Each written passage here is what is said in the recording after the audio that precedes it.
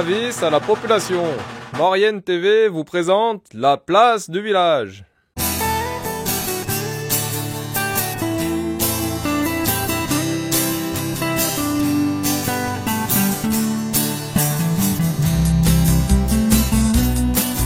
Madame, monsieur, bonjour. La place du village qui nous emmène aujourd'hui dans la porte de la Maurienne, au tout début de cette belle vallée de la Maurienne. Là, on s'est arrêté, on va le dire, à Aiguebelle, maintenant, qui a changé de nom. Ça s'appelle Val d'Arc, hein. C'est un village, Aiguebelle, ça veut dire les belles eaux, à quoi belle la belle eau. Et puis dans cette émission, on n'en parle pas tout de suite, on retrouvera Alain. Bonjour Alain. Bonjour. Alain, on dit pas tout sur une passion étonnante. Il est même président départemental de cette passion. On voit 10 pigeons derrière, on devine ce que ça peut être. Hein. Ben je vous laisse deviner. Surprise.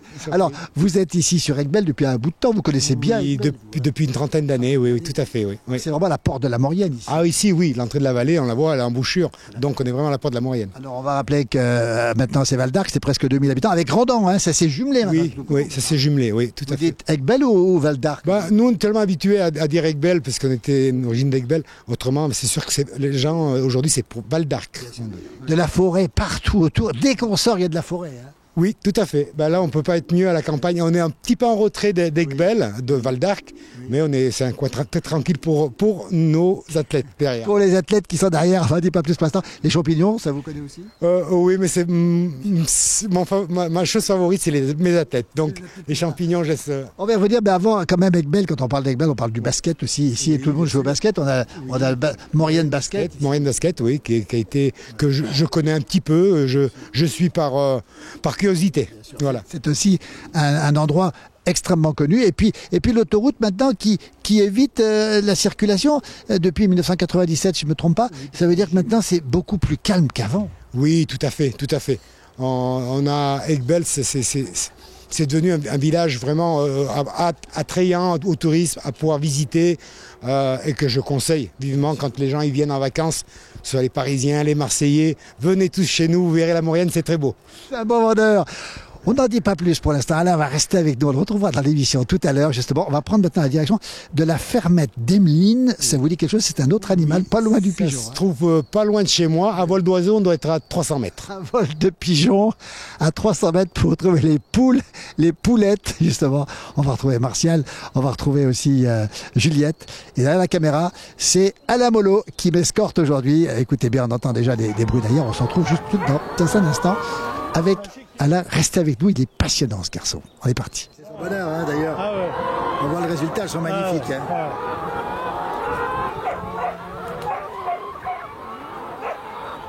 Hein. Les cocottes.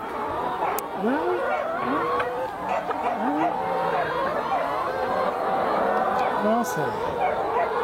Toujours ici à Aiguebelle, dans cette porte de la Maurienne, avec des rencontres étonnantes. Une rencontre avec Martial, bonjour. Bonjour. Juliette, bonjour. Bonjour. Elle a des œufs dans les bras, Juliette. On est à la fermette d'Emeline, des poules élevées en plein air. Et vous la connaissez dans la région, tout le monde connaît effectivement la fermette d'Emeline. Martial, combien de poules ici? 2 fois 2500. 2 fois 5000. Ça fait 5000. Combien d'œufs par jour? Oh, les 3005, 4000, on va jusqu'à 4000. Ouais. Voilà. On va rappeler que vous êtes le papa d'Emeline. Emeline n'est pas là pour la bonne cause, parce que vous êtes papy. Voilà, elle a eu une petite fille, Lily. Donc elle n'est pas là. On l'embrasse, Emeline, évidemment. Alors, depuis quand vous avez des poules ici, en plein air, on le rappelle encore une fois, hein? Le 20 novembre 2020. C'est tout frais. Ah ouais, ça va faire 5 ans au mois de novembre. Là. Martial, comment vous avez eu l'idée justement de faire des poules? C'est Emeline? C'est Emeline. Emeline est tombée amoureuse des poules. Oui. Par un ami, là où elle travaillait. Par contre, lui, il avait des poules d'ornement. Est-ce qu'il y a une race de poules ici? Ah oui, c'est de la lomane. Hein. C'est des lomanes en fait, c'est des poules pondeuses rousses, des poules rousses, elles sont toutes la même couleur, mais au moins c'est celles qui pondent le mieux, selon nous. C'est elles qui pondent le mieux. Alors, on va quand même rappeler que c'est du plein air, Autrement dit, Juliette, elles gambadent dehors Oui, toute la journée ou presque. Exactement, elles sont dehors tous les jours, nos poules, elles profitent toujours du soleil et de l'herbe, elles ont plusieurs hectares derrière qu'on ne voit pas ici, mais elles ont plusieurs hectares pour se gambader toute la journée. Donc là, le matin, c'est la période où elles sont en ponte, donc elles sont sur les nids, mais après, elles sortent toute la journée dehors jusqu'au soir où elles rentrent, après les trappes se ferment et jusqu'au lendemain. La fermette d'Emeline avec les poules en plein air, vous leur donnez quoi à manger? Eh ben, de l'aliment, en fait, c'est de l'aliment multicéréal avec des suppléments, avec des vitamines, des choses pour faire en sorte que la coquille soit solide et que les œufs soient bons. Et la nuit, le renard, parce que oui, il doit être content le renard. Ça, c'est une bonne On voit question. des grillages partout autour. Voilà, les parcs sont clôturés et le grillage est enterré. Donc le renard, même s'il creuse, il n'arrivera pas. Et en haut, il y a un fil électrique. Donc en fait, sur 2 mètres de haut, avec le fil électrique, il ne craint pas de sauter au-dessus. Et les prédateurs, les fouines, tout ça. Non, on n'a pas de fouine et les renards ne peuvent pas rentrer. Par contre, c'est les buses, notre problème. Et oui, les buses, elles attaquent. Il suffit qu'il y ait quelques poules qui restent dehors et ça arrive qu'elles attaquent. Donc on met Les les bus chiens, peuvent manger les poules, attaquer les Oui, poules. tout à fait. Et ça arrive souvent, les gens qui viennent nous acheter des poules, parce que de temps en temps, on a des poules de réforme à adopter. Et effectivement, les gens me disent souvent que c'est les bus qui leur mangent les poules. Donc ça, Quelle aventure! Alors, vous vous rendez compte, 5000 poules, 3500 œufs par jour. Alors, ces œufs, on va le rappeler d'abord, plein air, on le rappelle, parce que ça ont des belles couleurs. Et c'est magnifique comme couleur, en tout cas. Pourquoi c'est des couleurs qui sont variables comme ça? Eh ben, ça arrive qu'il y ait des œufs un petit peu plus pâles et d'autres un petit peu plus foncés, selon la poule, comment elle se sent, est-ce qu'elle a bien mangé, bien bu, voilà. C'est toutes ces choses-là qu'on retient sur l'ordinateur et toutes ces choses-là qui sont informatisées, heureusement. La fermette d'Emeline, 3500 œufs jour. On en fait quoi de ces œufs, Juliette? Eh ben, ces œufs, on les vend. Donc, on a beaucoup de clients qui viennent les acheter en direct à la ferme parce On qu'on va le a rappeler, hein. On a vu l'endroit, on va le montrer d'ailleurs. Ah, voilà. On peut arriver et puis on glisse les pièces et Voilà. puis on récupère les œufs. Voilà. Tout à fait. En fait, on a un petit chalet de vente en libre service. Donc, vous vous arrêtez, vous prenez vos œufs et vous mettez les sous dans la boîte. On a vu Voilà. des gens tout à l'heure, c'est extraordinaire. Ils disent, à chaque fois qu'on passe devant, on s'arrête, on prend nos œufs ici. Tout à fait. Et c'est des œufs extra frais parce qu'on les remet tous les jours dans le chalet. En fait, comme ça part la journée, on en remet tous les matins. Donc, c'est des œufs extra frais. Et après, on en vend aussi dans des grandes surfaces, à des boulangers, des restaurateurs. Et ça, c'est en livraison sur Chambéry, Albertville, un petit peu là dans la zone très proche, en tout cas à proximité d'Aiguebelle. Alors sur la boîte, on voit la fermette d'Emeline, on sait qu'ils viennent d'ici, c'est ça? Oui, tout à fait. C'est des œufs plein air d'ici. Et même sur les œufs, vous avez le tampon avec le petit blason de Savoie. Le blanc, c'est extraordinaire. Et la date de ponte, non? Elle n'existe pas dessus. Ah non, alors là, non, quand même pas. Alors on va rappeler qu'on peut les trouver partout, dans toute la région. Jusqu'où ça va? Oui, bah jusqu'à Albertville, jusqu'à La Rochette, d'Étrier, et puis après sur Albertville, La Bâtie. On a quand même une zone assez large. Et c'est pas que les grandes surfaces, hein. Il y a aussi des coopératives laitières qui vendent du fromage et des œufs. Il y a aussi des restaurateurs et des boulangers qui cuisinent avec nos œufs. Absolument. Voilà. Elle en parle bien, Martial, de ses œufs. Dis donc, elle est extraordinaire.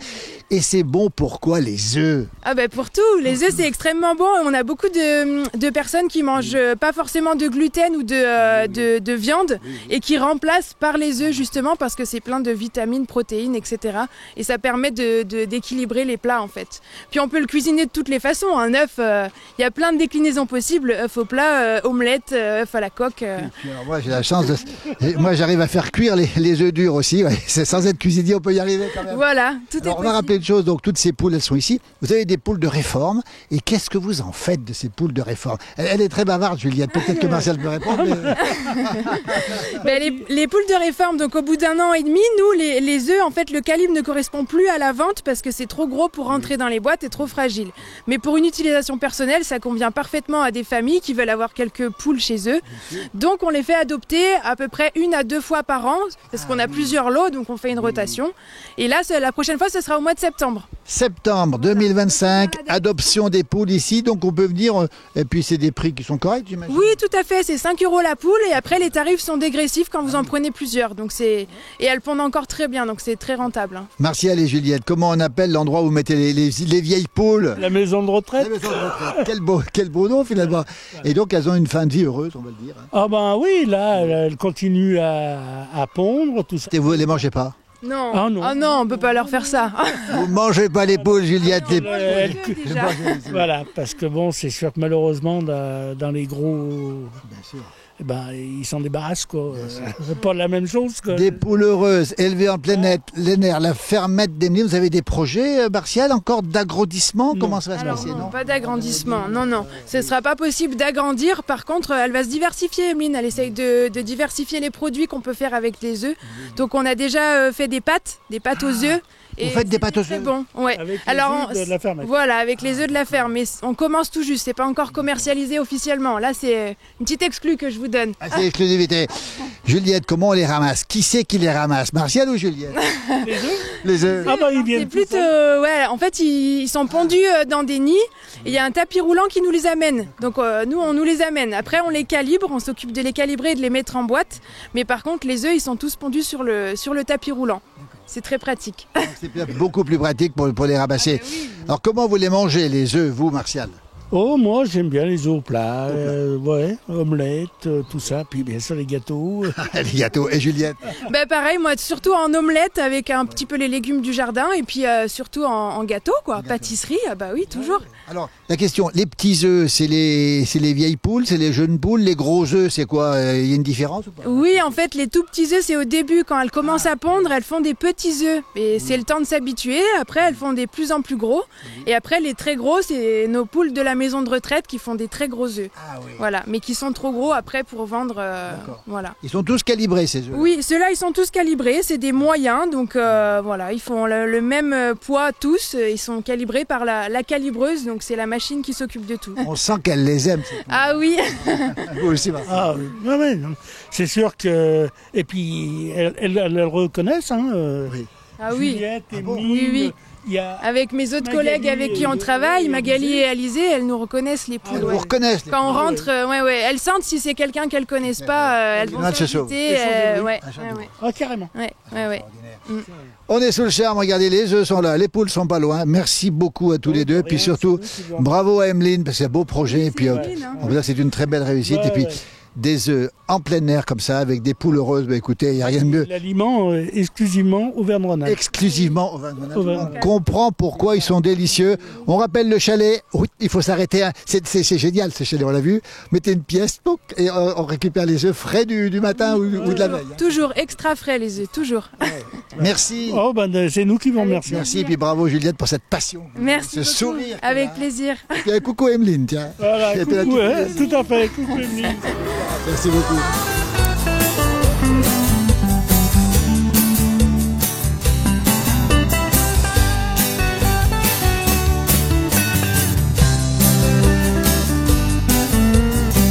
Elle est toujours avec Belle ici dans un lieu paradisiaque, les pépinières du Val d'Arc avec Sylvie. Bonjour Sylvie. Bonjour. Sylvie, c'est le paradis ici. Oui, un petit peu. Il y a avec des le fleurs de soleil. partout. Oui, partout. Il y en a de partout en ce moment. Des couleurs. Alors c'est le bon moment, on va dire, la fin du mois de mai, début juin. C'est des bonnes périodes pour les fleurs. Voilà, c'est la pleine saison pour le potager et pour commencer à garnir les jardinières et les jardins. Ouais. Sylvie, 3e génération, c'est votre grand-père qui a commencé, c'est ça? C'est ça, il a commencé avec les noyers. Les noyers. Il semait les noix, il greffait les noyers, et il vendait les noyers. Après, il a ajouté tous les autres arbres fruitiers, et les arbres d'ornement, et ensuite le potager et les plantes à massif pour les balcons. Et aujourd'hui, 3e génération, vous continuez. Combien de variétés vous avez? Je sais pas. On a les principales avec les géraniums et puis les pétunias retombants. Et puis après, on a pas mal de plantes de diversification. On a vu aussi des citronniers, des orangers aussi. Oui, bah ça c'est un peu plus pour le fun. Hein. Les noyers, c'est terminé. Les noyers, très peu de de noyers. noyers. Ouais. Alors justement, c'est la passion des fleurs aussi. Aujourd'hui, vous les vendez ici essentiellement à Aiguebelle, ailleurs sur les marchés. Comment on vous trouve où? Alors on nous trouve ici. De plus en plus de personnes viennent acheter leurs plants sur les lieux de culture. Ils choisissent, hein, ils vont se promener dans les serres. Il y a pas de, c'est pas une jardinerie. Hein, ils prennent vraiment les plantes quand elles sont bonnes à vendre. Et puis un petit peu marché, mais très très peu. Bien sûr, Voilà. pas tellement les marchés. Alors pourquoi les couleurs des géraniums sont aussi belles, ces couleurs? Comment on explique ça? Bien, c'est le choix des variétés. Et puis là, cette année, la saison s'y est bien prêtée. Hein. On a eu beaucoup de lumière au printemps. Et puis on utilise des engrais organiques naturels qui, je trouve, colorent bien les fleurs. Ouais. Les fleurs. Elles font- Alors c'est ouvert toute l'année ici, comment ça se passe? On est ouvert surtout pendant la période de vente, de mars à juillet, et puis à l'automne pour les arbres fruitiers et la Toussaint avec les chrysanthèmes. Au mois de janvier, qu'est-ce qui se passe ici par exemple? Pas grand-chose ici. Le temps du repos. Et voilà, c'est la période de repos. On commence en février à faire les semis de plants potagers, les fleurs. On reçoit des petites boutures de géranium qui sont hautes comme ça. Ah oui. On commence au mois de février. Ouais. Vous commencez tôt. Voilà. Et vous avez des serres, on va le rappeler. Combien de mètres carrés vous avez au total ici, les pépinières du Val d'Arc? Combien de mètres carrés vous avez? À peu près 1500 mètres couverts entre le verre et le plastique. Voilà. Alors la grande période, la fleur reine, c'est le géranium. J'imagine on est en montagne ici. Oui. Le géranium, c'est ce qui se vend le plus, non? Maintenant, avec la diversification, on mélange bien avec du pétuniaire tombant qui Le fait très, pétuniaire très bien en tombant, montagne. magnifique en montagne. Ouais, aussi. ouais, bien mieux Magnifique en qu'en montagne. bas. Et puis oui, le géranium lierre qui est quand même une valeur sûre. Oui, puis alors chez nous en montagne, il y en a partout, sur tous les chalets, sur toutes les. Sur les chalets, le rouge flamboyant Bien sûr, du bien sûr. géranium. ça Et va puis bien. là, on voit toutes les couleurs, hein, ce qu'elle veut dire. Il y a du jaune, il y a de l'orangé, il y a du.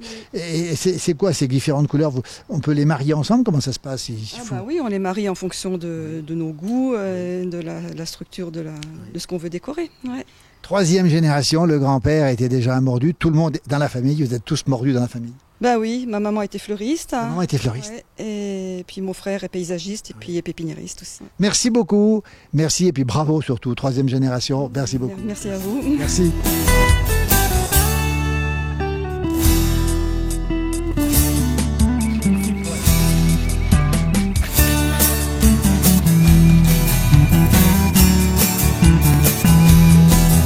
Le voilà, on le retrouve avec nous maintenant, c'est Alain de Carvalho. Alain, vous êtes colombophile, quel beau nom.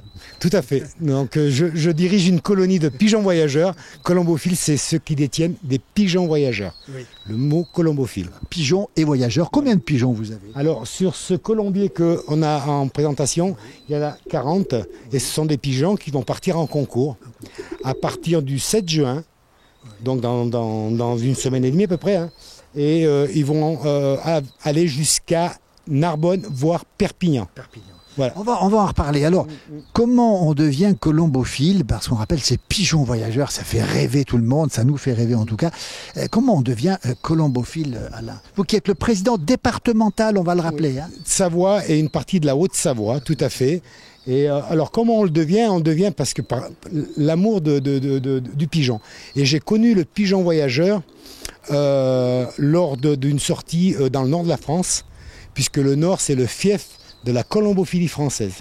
Hein, le Nord-Pas-de-Calais, le nord, Dunkerque, et après aux alentours, bien sûr la Belgique, où il y a de très bons colombophiles.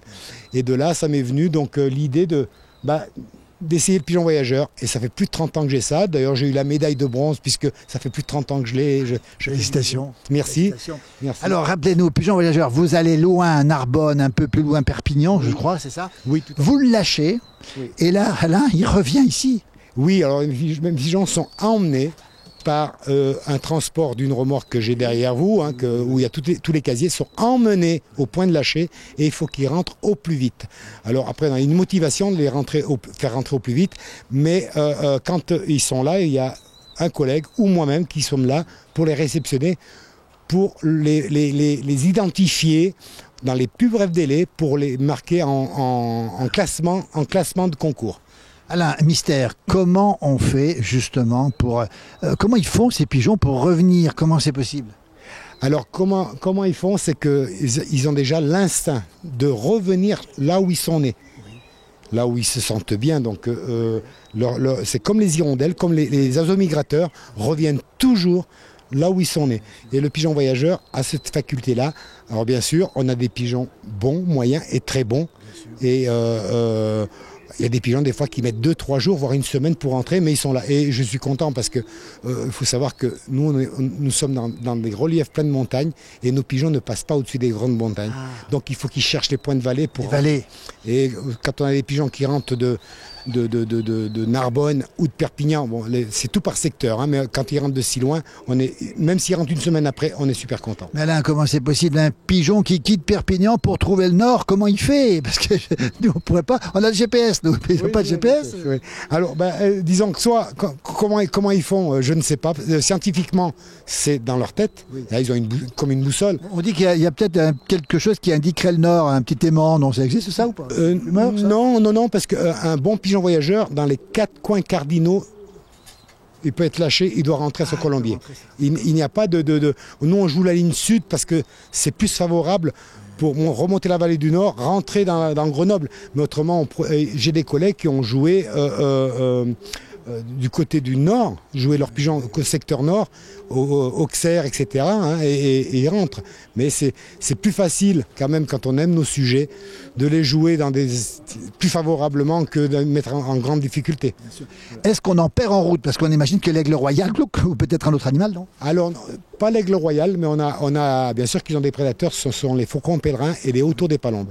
C'est sûr qu'on est cerné de tout ça, hein, la chartreuse, Miolan, qui est pas loin d'ici, c'est toutes des façades rocheuses où le faucon pèlerin niche. Et c'est vrai qu'on a des attaques de pigeons, même ici autour du colombier. Vous en perdez régulièrement des pigeons? Alors en début de saison, j'en ai perdu, et puis là ça s'est calmé. Heureusement, parce que ça nous fait mal au cœur quand on perd nos pigeons, puisque tous nos pigeons sont répertoriés, et quand il manque, on le voit. Hein, et la montagne, parce que là il y a des montagnes partout, on rappelle qu'on est ici à Aiguebelle, hein, c'est Val d'Arc, c'est la porte de la Maurienne. C'est difficile, c'est plus difficile la montagne ou pas? C'est plus difficile, bien sûr.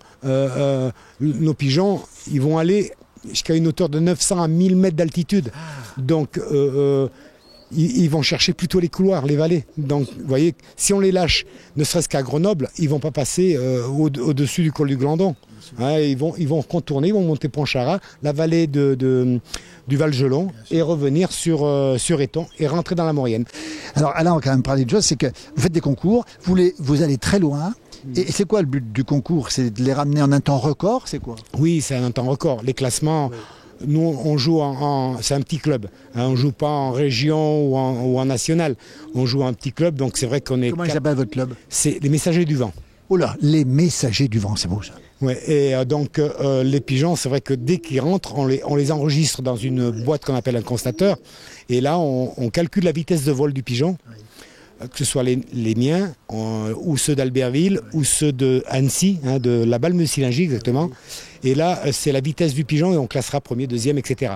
Ça vole à combien un pigeon? Un pigeon, ça peut aller de 60 à 70, 80 km/h. Tout dépend. En moyenne? En moyenne, tout dépend. S'ils ont un vent de bec, bien sûr que... il y a le Mistral pour remonter avec du Rhône, ils mettent plus de temps alors. Avec le Mistral vent de face, oui, ils mettent largement une demi-heure, voire 3/4 d'heure de plus. Oui. C'est presque aussi rapide qu'en voiture quand il y a des bouchons. Ah oui, si vous donnez une petite comparaison qui serait plus... Oui. Un Grenoble Val d'Arc, 35 minutes. Ah bon, 35 minutes, le pigeon est extraordinaire. Tant qu'ils prennent son repère, et plus ils vont loin, plus le temps sera diminué, parce qu'à Nîmes, ils mettent 3h30, 4h maximum. Incroyable, les pigeons, Alain Colombophile, il est extraordinaire. Ça veut dire que cette passion des pigeons, aujourd'hui, elle est envahissante. Vous vous occupez beaucoup de tout ça, vous faites beaucoup de déplacements. Oui, beaucoup de déplacements avec mes collègues amateurs qui sont pas là aujourd'hui, parce que bon, ils ont leur profession.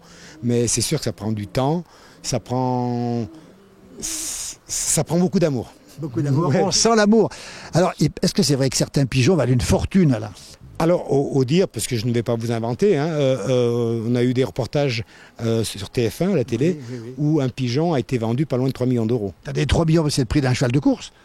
Oui, c'est un pigeon qui a fait un prix international, qui est arrivé premier automatiquement, sa valeur, ça a une cotation.